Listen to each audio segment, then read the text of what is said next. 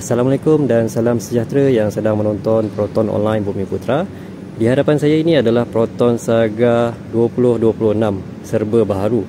Jadi apa yang serba baharunya saya akan bagi tahu di video ini. Kita jenguk bawah enjin. Adakah dia menggunakan transmisi yang baru CVT? Di hadapan ini adakah versi CVT ataupun 480? Kita boleh tahu daripada sini, walaupun kita tak tengok dia punya engine bay daripada atas, kita boleh tengok daripada bawah. Dan di dalam kita boleh tahu juga serba sedikit dia punya spesifikasi, sekurang-kurangnya dia punya airbag.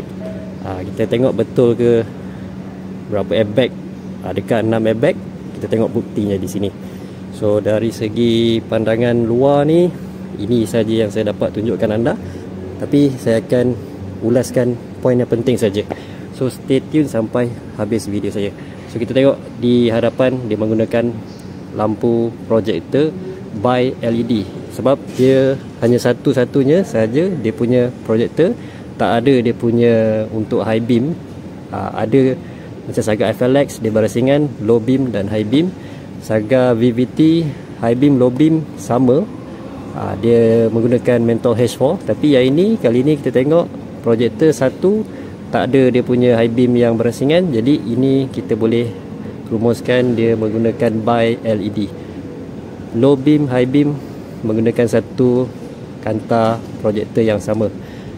Yang ini dia punya day running light. Yang ini saya tak pasti sama ada signal ataupun apa, ataupun signalnya dia integrate sekali dengan day running light ni. Saya tak perasan ada di media sosial dia punya signal macam mana. So nanti kita tengok sama-sama. Okey, habis bahagian lampu hadapan. Di bahagian bawah saya susah sikit nak shoot video, tapi kat sini kita boleh nampak dia punya reflection, pantulan. So yang ini okey, saya akan tangkapkan gambar. So anda boleh tengok dia punya spesifikasi gearbox yang kereta di hadapan saya ini. Ini saya dah tengok dah. Dia menggunakan transmisi CVT. Dia ada tulis di bawah, ada stikernya. Ini stiker dia. Ini stiker dia. Sekejap lagi saya tangkap gambar dan saya tunjukkan di dalam video. Dia punya stiker untuk minyak apa yang perlu digunakan. Okey, jadi yang bahagian sisi, brake disc bersaiz yang besar seperti mana yang tahun 2020 tak silap saya, Proton Saga dia buat penambah besaran dia punya disc brake yang di hadapan ini. Dia tak sama saiz macam yang Saga yang dulu-dulu 2016 dia kecil dia punya disc, yang ni dia besar. Dia tak macam beza, dia halus dia punya disc ni. Tapi yang ini yang bersaiz yang besar lah dia punya disc ni. Tapi hanya di hadapan saja dia punya cakra disc. Belakang masih menggunakan drum brake drum. Lepas tu kita tengok kekemasan di sini. Dia punya ini wheel arch ni macam ni je lah. Dia tak ada cover macam Persona, dia ada cover sampai sini. Sampai sini. Yang ini masih lompong lagi lah. Jadi sedihnya dia tak sebaik Persona yang sedia ada sekarang. Dia tutup bahagian sini. Tu nampak kelasnya di atas lagi kalau Persona. So yang ini saya pun pelik kenapa Proton tak ambil Persona sebagai replacement new Saga ni. Yang itu chassis yang lebih baru dan dia lebih moden lah kalau ikutkan berbanding dengan yang ini. Sebabkan yang ini pun dia punya design sebenarnya based on sama juga chassis yang lama sebenarnya. Yang ini pun masih menggunakan eye wiper ni, dia keluar masih dia tak tersorok lagi. Ada kereta Azia lama pun dah ada dekat sini, dah bukan lagi di sini. Jadi ni masih menggunakan design yang lama lah. Jadi ada benda lagi yang masih feeling yang lama, walaupun dah diubah lampu belakangnya lebih menarik, lebih moden. LED yang bersambung. Saya tak dapat nak hidupkan lampu. Bash IGT ni menandakan dia menggunakan enjin yang baru, sama seperti X50 yang baru. Cumanya dia tak ada direct injection dan turbo lah. So suspensi belakang masih lagi menggunakan torsion bar. torsion beam. Ada dua bahasa lah, sama je maksudnya. Ini dia punya exhaust. Okey. Jadi capacity tank tu mungkin sama je lah, dia punya design dia. Capacity tank ni dalam 33 liter, tak silap saya 33 ataupun 35 lah. Biasanya saya dapat isi sebanyak 30 liter, 33 macam itulah kalau betul-betul kosong daripada kilang. So kita tengok yang dia punya A-pillar, daripada dalam tu ada airbag. Dia punya center, dia punya B-pillar, A-pillar, B-pillar dekat sini pun ada tulis airbag. Jadi yang ini sah dia menggunakan 6 airbag, dia ada 6 airbag lah. Lagi di seat yang, sorry tak nampak dekat kamera saya, di seat ni ada tulis airbag juga. So kalau ikutkan, inilah kereta termurah, sedan termurah, ada 6 airbag. Inilah insyaAllah dia punya harga mungkin tak mahal macam Persona 6 airbag tu. Persona premium 60,000, yang ini mungkin 50,000 saja. So kereta 6 airbag sedan termurah 50,000, inilah dia anda boleh dapatkan. Tak perlu fikir model lain lagi untuk dapatkan 6 airbag.